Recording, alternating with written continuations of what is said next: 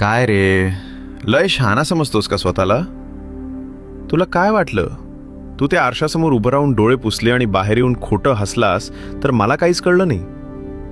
अरे गधड्या, बाप आहे मी तुझा. ज्या बापानं तुला चालायला शिकवलं त्यालाच तू चालून दाखवतोयस. जग फसेल रे तुझ्या त्या खोट्या हास्याला. पण मला माहितीये, आतून पार कोळसा झालाय तुझ्या काळजाचा.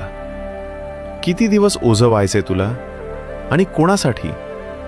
ज्यांना तुझी किंमत नाही त्यांच्यासाठी स्वतःला का जाळून घेतोयस? आता बास झालं तुझं हे नाटक. तुझं ते डोकं चालवणं आता बंद कर आणि गपगुमान माझ्या पायाशी येऊन बस. पुढचा रस्ता दिसत नाहीये ना? अंधार वाटतोय ना? होऊ दे.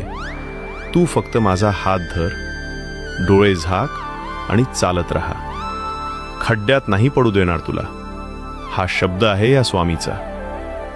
चल, आता हस बघू एकदा.